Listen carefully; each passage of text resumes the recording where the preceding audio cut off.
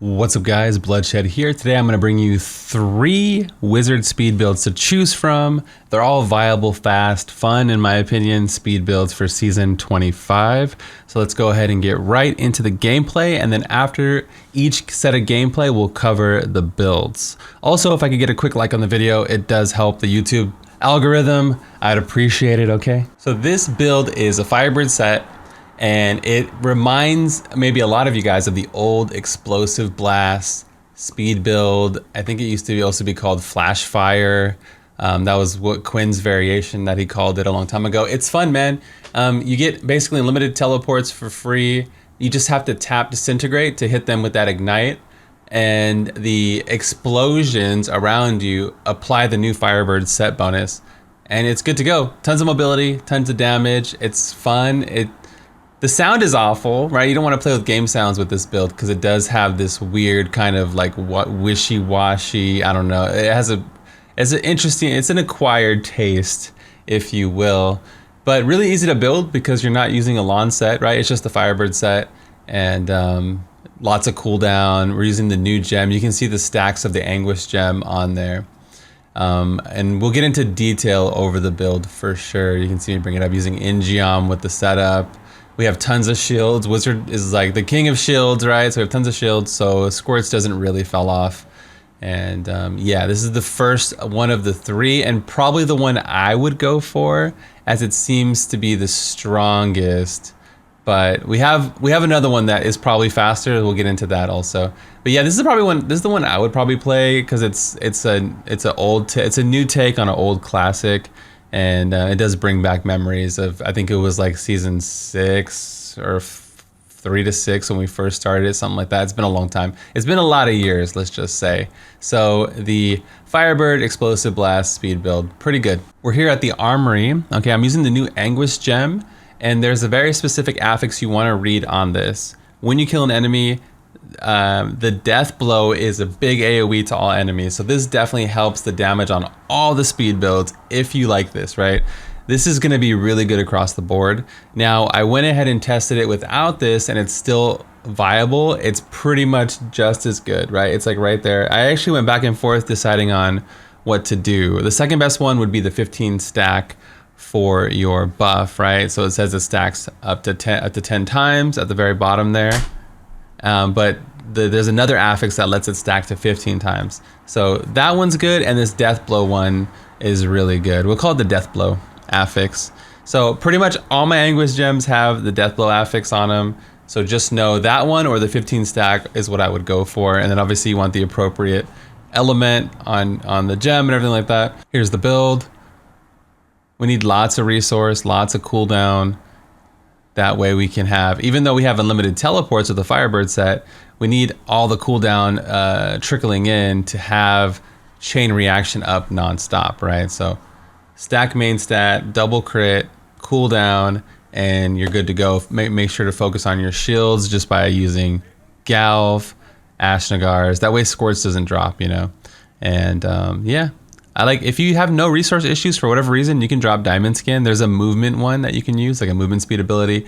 That one would be good as well. So let's get on to the next build. Another thing to note about this is you probably want to number lock. You can type number locking Diablo 3. I have an old video on it that still works. Or type numlock in my Discord link in the description of the video. You definitely want to numlock EB because it pushes the button faster than you can physically push it. Your finger's gonna go crazy. So this would work on console, but you have to push the button a lot. Just know that, right? So let's go ahead and get into the next build. This would be the Hydra speed build with the Typhon set that we got in recent memory in the last year or so, the Typhon build. So this one's cool because you have, again, unlimited teleports. You always want that mobility with speed builds, right? So you have infinite teleports, and then you just drop your Hydras, and it just pretty much one-shots everything. They also added a new pet gem. I'm not using it here, but I did test with it. They added a new pet gem for it with the soul shard mechanic. Again, I like my Anguish gem, right? You drop the Hydra, it kills something, and then there's a big death blow explosion around the, you can see that just boom, right? It just blows everything up, and then you pretty much move on. This was arguably the fastest wizard speed build for last season. A lot of people really believe in Typhon speeds, and now they're even more enhanced with all these extra buffs that we get.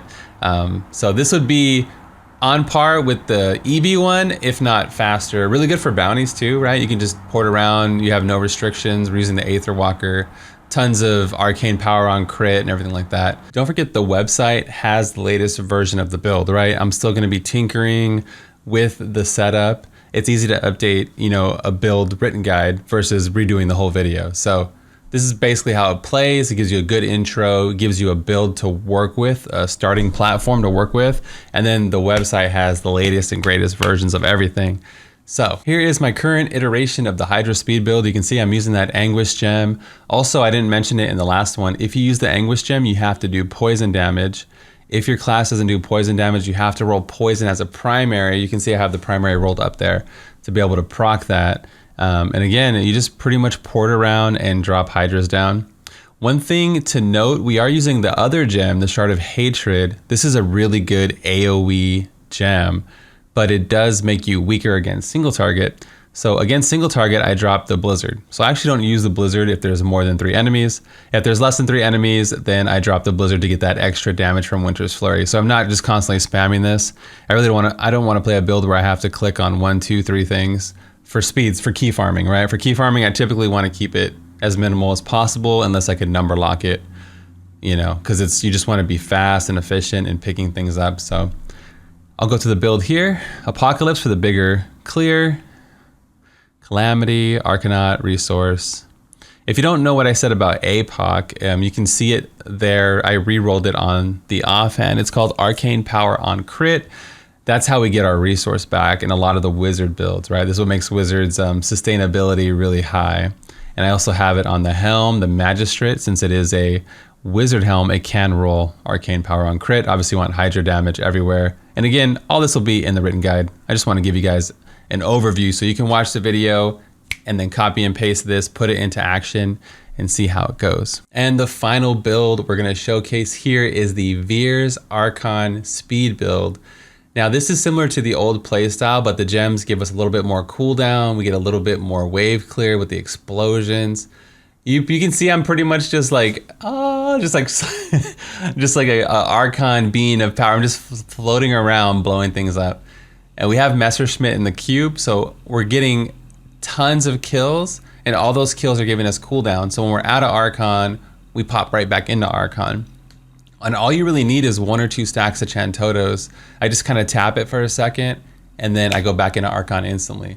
And one reason why, I don't know if I said it, I'm not using teleport right now, is because there's a glitch on the PTR where it like rubber bands you, and it gives me a freaking headache. So this is that's why I did the cow level, because I can't teleport right now, but I want to show you how powerful the build is, right? It's just big AoEs, big explosions, tons of cooldown. You get right back into Archon form. And again, all these builds are showcased with 800 Paragon, 25 legendary gem levels, no augments. You can see sometimes I open up my character pane. I have like 10K or less main stat. So I like to make guides and videos on things that you guys can just relate to, or most people can relate to at a low level, right? Whether you're a top level player or a low level player, you can be like, okay, with that much, if blood can do that, with that, I can do it too, or I can go way higher. You can kind of conceptualize the build in itself. But this is pretty fun to play actually for Archon, and a nice alternative if the other 2 builds maybe, you know, weren't vibing with you. So let's go ahead and get to the build guide. We got the Swami and the Fazula, since it is a wizard Archon build. Here is the build itself. So you guys have the exact thing that I was using, and you can see my main stat's only 7,800, right? So we just keep it legit around here. I'm using the Anguish gem with the poison primary and the on death, you know, big damage and the explosion. In the helm, I'm using the Shard of Hatred. Again, with wizard, we don't have that many things on cooldown. So I found this to be a little bit easier, especially for wave clear. You just drop your Hydra, you drop your Archon, and then things blow up. Again, you want to stack double crit, main stat, and cooldown everywhere. It's all about that CDR lifestyle. All the builds, I'm pretty much using the gold wrap with the Boon of the Hoarder. Boon of the Hoarder gives you movement speed, tons of gold, and then the followers on all 3 builds always have Avarice. so it has a big pickup radius. And I usually have gold wrap, right? So we have infinite toughness, we have big pickup radius, and we have, movement speed. You get the movement speed from that as well. Not much to say for gameplay that we haven't covered already, but yeah, just you keep your buffs on, and you build up your Chantoto in the beginning, build it up like 2 to 5 stacks, pop Archon, and then start DPSing. Once you get your second Archon, you're pretty much God mode from there. Tons of armor, tons of damage, and then you just, go through the map. This is what it looks like. Well, it's actually working now. There's not rubber banding really. Huh, interesting.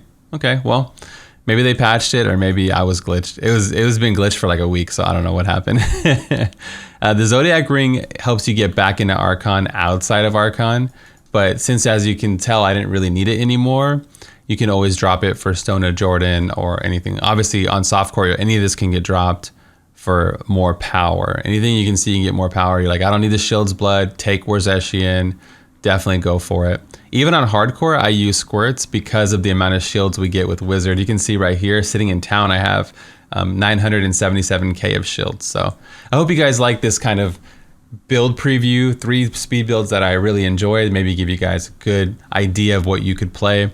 When this video goes live, the website might not be updated, so you can use this as reference, but before season 25 goes live, I'll have it all updated so you can check there for what's popping.